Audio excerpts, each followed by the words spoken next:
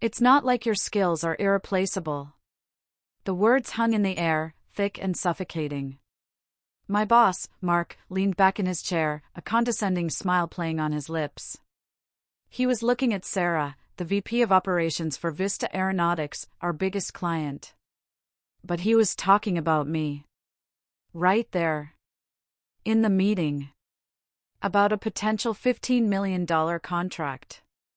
My mind just short-circuited. I'm Ethan, and at that moment, I honestly felt like I was floating above my own body, watching this car crash unfold in slow motion. Mark had just told our most critical client that I, the person who had single-handedly saved their account just months prior, was easily replaceable. He'd done it to justify denying my raise, in front of me, and in front of Sarah and her two senior engineers.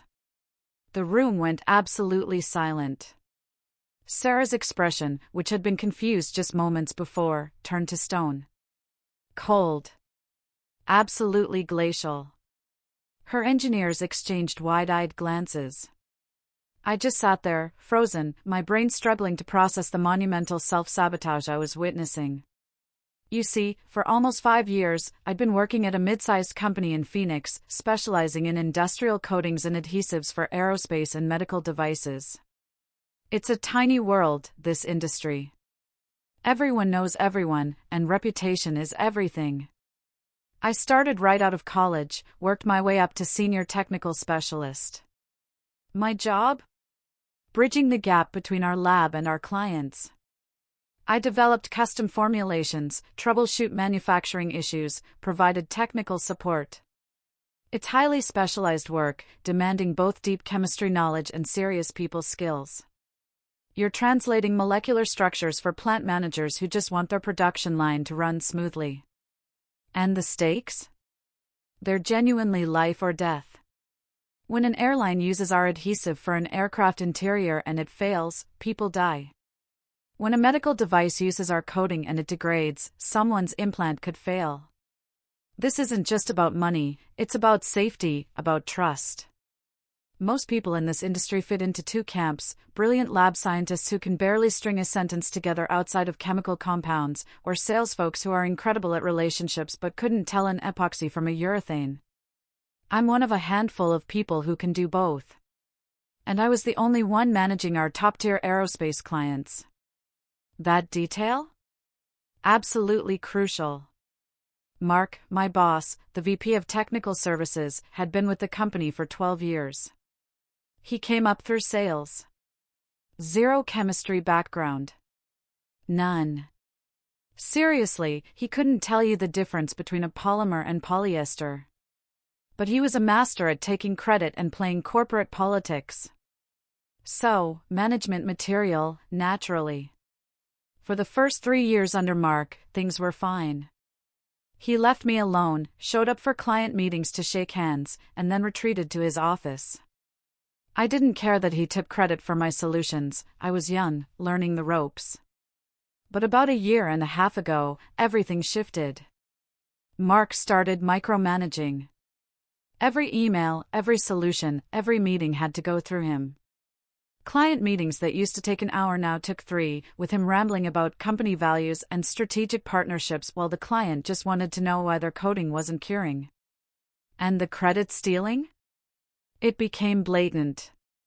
I'd spend weeks on a formulation, send him my report, then watch him present it to the client as his solution, using phrases like, "My solution involves."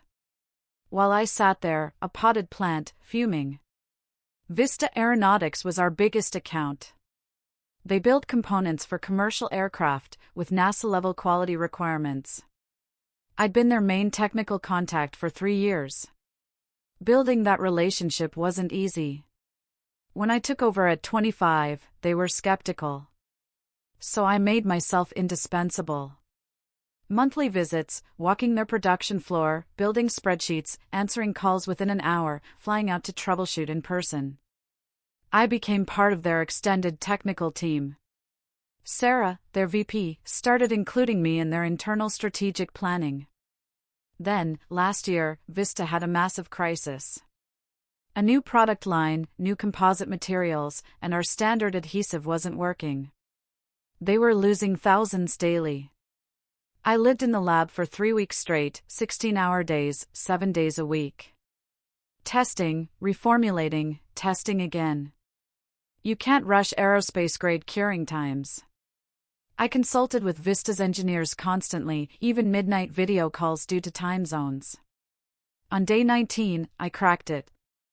A modified epoxy, 15% stronger, cut their cure time. When I sent Sarah the results at 2 a.m., she called within 20 minutes. I've worked with a lot of suppliers over 20 years, she told me. Most would have given up. You just pulled off something I wasn't sure could be done. The new formulation went into production, Vista launched on schedule. Everything perfect. Mark, of course, presented the solution to Vista's executive team like he'd personally invented it. He got a congratulatory email from our CEO and even submitted my work for an innovation award under his own name, with me listed as technical support.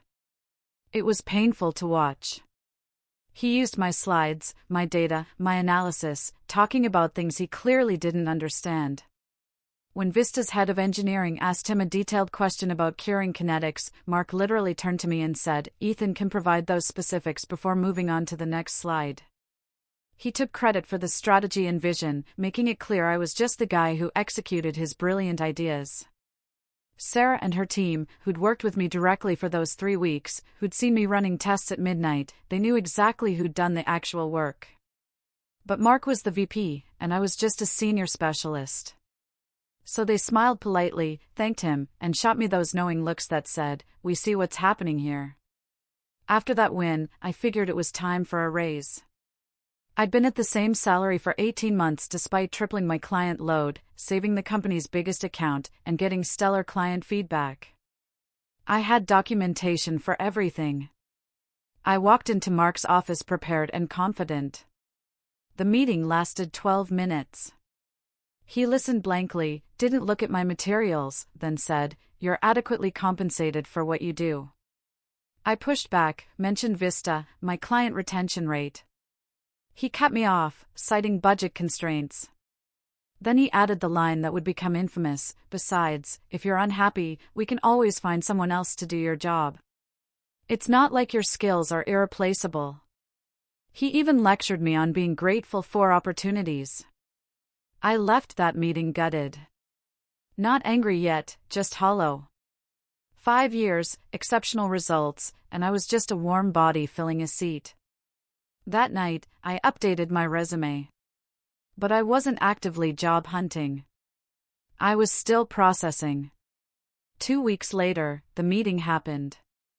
The one I started telling you about. Vista Aeronautics was expanding, looking for a 5-year, $15 million strategic partnership. Sarah flew in with her senior engineers. Mark sent me the invite 3 days before, "Be prepared to discuss technical capabilities. No agenda, no strategy. Just wing it, rely on me." I spent those 3 days putting together comprehensive documentation, projections, contingency plans. I knew Vista's needs better than anyone. The meeting started normally. Mark launched into his corporate speak, slides with stock photos and generic bullet points. I watched Sarah's face drain of interest. Her engineers were on their phones within 10 minutes. 15 minutes in, she politely interrupted. "Mark, I appreciate the overview, but we're here to discuss specifics. We're looking at doubling production. What's your capacity for the XL7 adhesive line, and what's your timeline?" The XL7. The custom formulation I'd developed. Mark hesitated, floundered, then turned to me. "Why don't you handle the technical details?" I explained our capacity, bottlenecks, timelines. Sarah and her team fired off detailed questions. I answered everything thoroughly. This was my product. About 30 minutes into my presentation, Sarah asked about new formulation development. Before I could answer, Mark jumped in. "That's actually a good transition point," he said, leaning back with that condescending smile. "Sarah, I want to be transparent with you. While we value our partnership, we're managing realistic expectations about personnel. Any technical specialist can handle your account with proper training. We've built robust systems so we're not dependent on any single person. Silence. My stomach dropped. Sarah's face went from confused to concerned. Are you saying you're planning to replace your lead technical contact for our account? She asked. Oh, no, nothing like that, Mark quickly said, then somehow made it worse. I'm just saying that if circumstances changed, we have the depth. In fact, this relates to a recent conversation where someone on my team requested a significant raise. And I had to explain that while we appreciate everyone's contributions, nobody is irreplaceable, especially in technical roles where the work is largely procedural once the initial development is complete. I stopped breathing. He just told our biggest client that I'd asked for a raise and been denied because I was easily replaceable. In front of me. During a $15 million contract discussion. Sarah's face went from concern to stone cold. I see, she said quietly. And this person who requested a raise, would that be the person who spent 3 weeks solving our contamination crisis last year? The person who developed our custom formulation? The person who's been our primary technical contact for 3 years? Mark, oblivious to the ice in her voice, said, Yes, that's correct. I'm not diminishing anyone's contributions, but I need to run a sustainable business. Can't let employees hold the company hostage with unrealistic compensation demands. The work gets done regardless of who's doing it. One of Sarah's engineers actually whispered, Holy crap. Sarah looked directly at me. I'm sorry I didn't catch your name at the start of the meeting. Ethan, I managed. My voice was weirdly calm, considering I felt like I was having an out-of-body experience. Ethan, she repeated. Could you send me your direct contact information after this meeting? It seems like we might need to have some separate conversations about the technical aspects of this partnership. Mark's confident smile faltered. Oh, that's not necessary, Sarah. All communications should flow through me as VP to maintain consistency and proper oversight. Sarah stood up. Just stood right up. I think we're done here for today, gentlemen. Let's pack up. She looked at Mark. We'll be reassessing our partnership requirements. We'll be in touch. The entire meeting had lasted maybe an hour. Mark had managed to insult his senior technical specialist, alienate the company's biggest client, and expose his own incompetence, all in one spectacular performance. It was almost impressive in its efficiency. After Vista's team left, Mark looked at me and said, That could have gone better. You should have prepared me for those technical questions.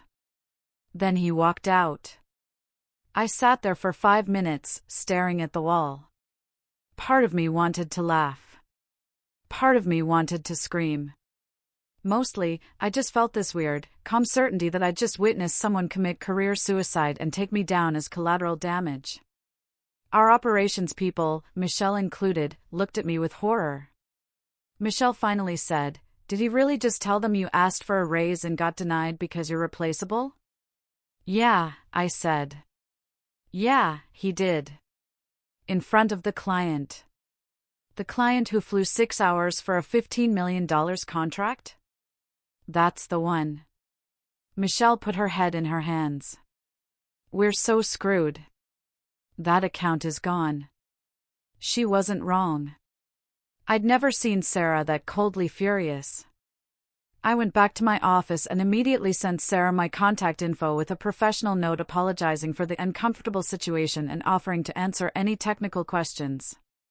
My job was probably over anyway, so what did I have to lose? She responded in less than an hour. Ethan, thank you for your email. I need to be direct. That meeting was one of the most unprofessional displays I've witnessed in 20 years. We've been working with your company because of you, not because of Mark or your company's robust systems. You solved problems 2 other suppliers couldn't fix. You understand our processes. You deliver results. I'm going to have some very frank conversations with your CEO about our partnership expectations. In the meantime, would you be available for a call tomorrow morning? I'd like to discuss something. The next morning, I called Sarah from my car in the company parking lot. Ethan, I'm going to be direct. Your company's executive team clearly doesn't understand your value. We do. She continued, I spent yesterday afternoon talking to our CEO and CFO. We'd like to make you an offer. I was not expecting that. An offer? Vista was opening a new materials engineering division. They needed someone to lead supplier relationships, manage technical specs, and oversee quality. Based on working with you for 3 years, we think you'd be perfect. The salary is $145,000 base, with performance bonuses that could add another $30,000, full benefits, relocation assistance. You'd be managing a team of 4 engineers. I was making $73,000. This was literally double. That's an incredible offer, I said, trying to keep my voice steady. But what about my non-compete agreement? We've already had our legal team review it, Sarah said. Your agreement restricts you from working for direct competitors in chemical manufacturing. We're not a manufacturer, we're a customer. You'd be on the buying side, not the production side. Plus, your boss explicitly stated in front of witnesses that your work is largely procedural and that you're easily replaceable. That significantly weakens any argument that you possess protected trade secrets. I started laughing. I couldn't help it. Mark's own words had just eliminated the one barrier that might have prevented me from taking this job. I need to think about this, I said, though I already knew my answer. Take your time, Sarah replied. But I should mention, we're also going to be reviewing our supplier relationships. That $15 million contract we were discussing?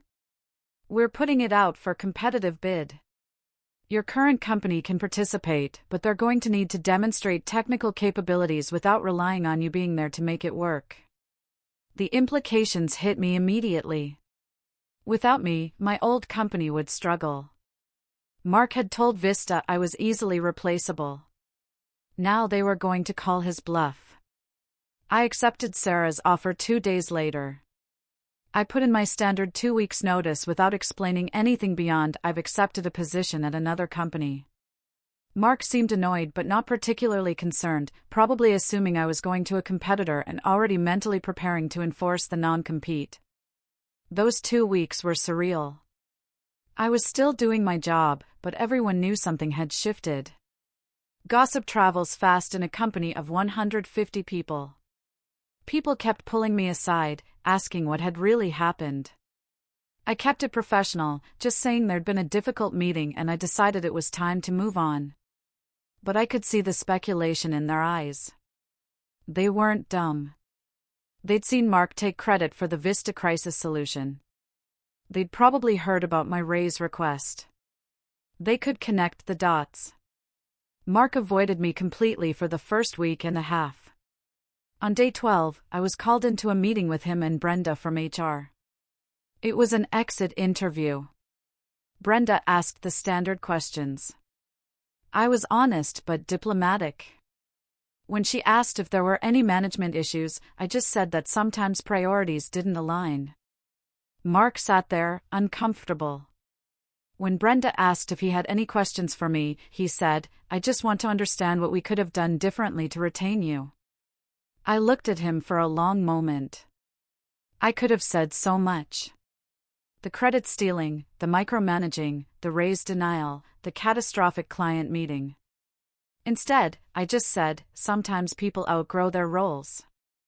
I think that's what happened here. The ambiguity of whether I meant my role or his hung in the air.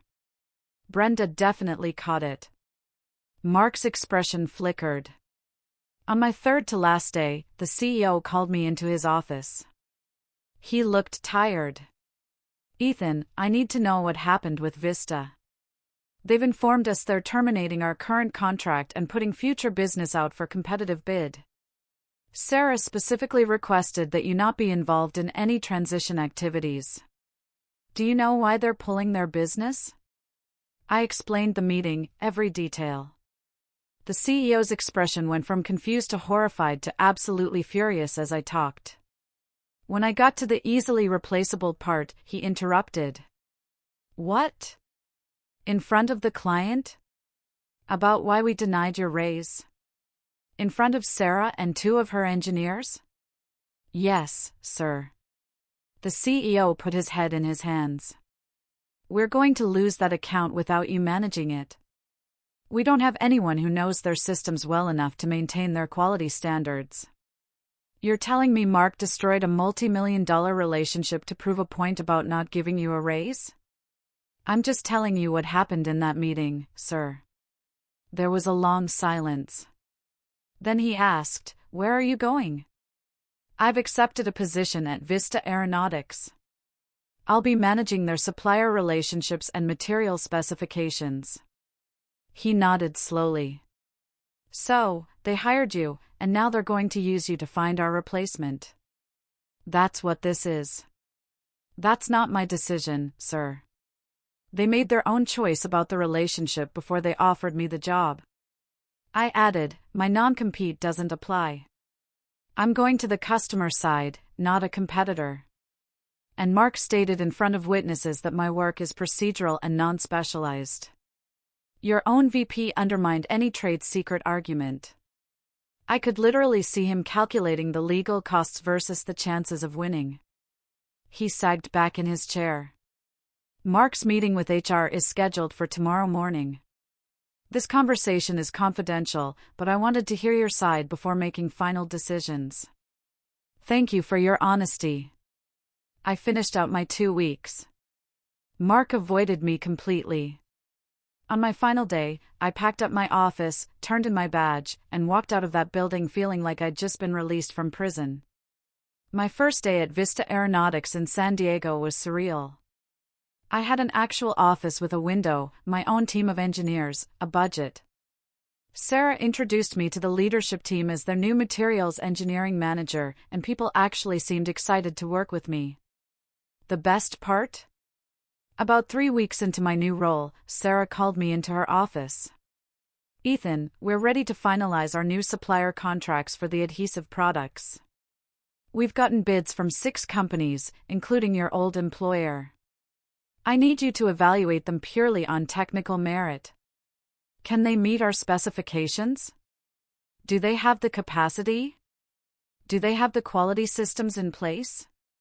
I'm not asking you to tank your old company out of spite, but I need your honest, professional assessment. I spent 2 days reviewing all 6 proposals. Technical capabilities, manufacturing capacity, quality certifications, pricing, delivery timelines. Scored everything objectively. My old company's proposal was bad. Really bad. Generic specs, overstated capacity claims, unrealistic timelines. It wasn't the worst, but it wasn't even in the top 3. I wrote up my assessment. My old company came in 4th out of 6. Sarah reviewed my analysis. This matches what our engineering team found. We're going with supplier number 2. Can you reach out and start the contract negotiations? That afternoon, I sent an email to my old company's sales team informing them they hadn't been selected. It was professionally worded, thanking them for their proposal, standard language. I copied Sarah and our procurement team. About an hour later, my old company's CEO called Sarah. She put it on speaker so I could hear. Sarah, I'm calling about the supplier decision. I think there's been a misunderstanding. We've been your supplier for 8 years. Our proposal was extremely competitive. I'm confused about why we're suddenly not meeting your standards. There's no misunderstanding, Sarah said calmly. We evaluated all proposals on technical merit, manufacturing capability, and cost. Your proposal didn't meet our requirements. This is about Ethan, isn't it? You're punishing us because one of our employees left to work for you. This is about your company's ability to meet our specifications. Ethan evaluated all proposals using the same criteria, and his assessment matched our engineering team's independent review. Your proposal had significant technical deficiencies, and your capacity claims don't align with what we know about your facility capabilities. There was a pause. Let me speak with Ethan directly. No, Sarah said flatly. Ethan works for me now. If you have questions about your proposal's deficiencies, I can have our procurement team provide specific feedback, but there's nothing to discuss regarding our decision. The contract is being awarded to another supplier. You're making a mistake. Once Ethan's gone, whoever you hired isn't going to understand your systems the way our team does. Sarah's expression was ice cold. You're right. That institutional knowledge is valuable. That's exactly why we hired the person who had that knowledge. Your former VP explained in front of witnesses that Ethan was easily replaceable and that any qualified chemist could handle our account. We took him at his word. Turns out he was wrong about how replaceable Ethan was, but by the time we figured that out, Ethan was already working for us. She hung up. Looked at me. Feel good? Honestly? Yeah. It really does. The fallout from Vista pulling their business was catastrophic for my old company. Losing a $2 million annual account was bad enough, but word spread fast in our small industry. Other clients started asking questions. Some reached out to me directly. I never badmouthed my old company. Didn't have to. I just explained I'd moved to the customer side and was happy to help them with their technical needs in my new role.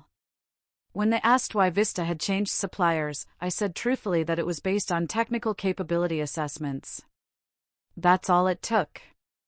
Within 3 months of my departure, my old company lost 2 more major clients. They started laying people off. I heard through the grapevine that Mark was encouraged to resign about 6 weeks after I left. Everyone knew what that meant. I ran into a former coworker at an industry conference in Orlando about 4 months after I'd left. Dude, he told me, everything fell apart after you left. Clients called with technical problems, and nobody could solve them as fast as you did. Mark tried to handle the Vista transition himself and completely botched it. He didn't understand their requirements. The CEO found out Mark had denied your raise and then told Vista you were replaceable. He lost his mind. Mark was gone within a month. What about the rest of the technical team? I asked. 2 of them quit to go to competitors. We hired 3 new juniors, but they're learning on the fly. We're barely keeping up. Honestly, the rumor is the company might get acquired because we can't sustain the revenue loss. I felt a weird mix of satisfaction and guilt. I hadn't set out to destroy my old company. I just wanted fair compensation and basic respect. But Mark's ego and stupidity had created a domino effect that took down the whole operation. Here's where it gets even better. About 6 months into my role at Vista, Sarah got promoted to Senior Vice President. She pulled me into her office one Friday afternoon. Ethan, I need a new VP of Materials and Supply Chain. Someone who understands both the technical side and the relationship management. Someone who's proven they can build systems and handle complex supplier relationships. You interested? It came with another massive raise, a corner office, and a seat at the executive leadership table. I was 29 and running an entire division for a Fortune 500 aerospace company. I accepted. Last month, I ran into Mark at that same industry conference. He looked rough, older, tired. I heard he'd been consulting, but not having much success. He saw me, hesitated, then walked over. Ethan, congratulations on the VP role. I heard about it. Thanks, I said neutrally. There was an awkward silence. Then Mark said, Look, I know things ended badly. I may have mishandled that Vista meeting. If I could do it over, Mark, I interrupted. You told our biggest client that I was easily replaceable because you didn't want to give me a raise. You tanked a multi-million-dollar relationship to protect your ego, and you did it in front of me like I was some disposable asset instead of the person who'd been carrying that account for 3 years. He opened his mouth, but I kept going. The funny thing is, you were half right. I was replaceable to you and that company. But I wasn't replaceable to Vista. They knew the difference between someone who actually delivers results and someone who just takes credit for them. They chose the person who had the institutional knowledge and technical skills. They chose me. I made a mistake, Mark said quietly. Yeah, you did. But here's the thing. It wasn't just one meeting. It was years of taking credit for other people's work, of managing up instead of supporting your team, of treating talented people like they should be grateful just to have a job. That Vista meeting was just the moment where your entire approach finally caught up to you. I could have been angrier, could have really twisted the knife, but looking at him, I just felt tired. This guy had made his own choices and faced the consequences. Nothing I could say would make that hit harder than it already had. Take care of yourself, Mark, I said, and walked away. That interaction pretty much summed up the whole experience. My old boss thought I was easily replaceable because he'd never bothered to understand what I actually did or what value I brought. He confused having a title with having expertise. He thought he could treat people as interchangeable parts because he'd never built anything himself. He'd just taken credit for what other people built. And when the client he'd been taking for granted finally had enough, they didn't just switch suppliers. They hired the person who actually made the relationship work and gave him the authority to rebuild their entire supply chain. Mark had handed them the blueprint for how to solve their problem. He just never imagined he'd be on the wrong side of it. I'm not going to lie and say I didn't feel vindicated. I absolutely did. But more than that, I felt relieved.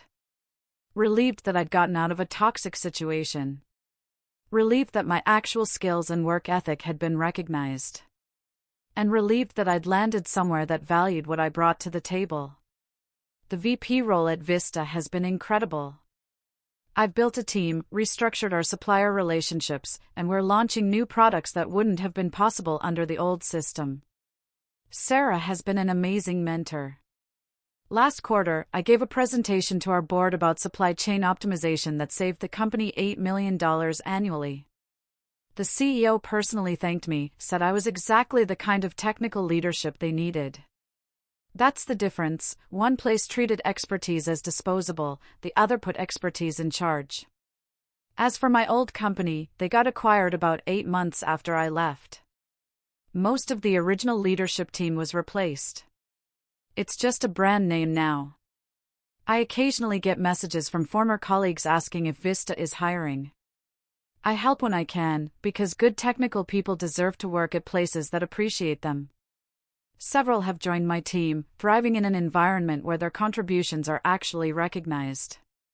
So yeah, my boss called me easily replaceable in front of our biggest client to justify denying me a raise. That client replaced him with me and took their business elsewhere. Small industry, long memories, and real consequences for treating people like disposable assets. Do you think Mark ever truly understood what he did?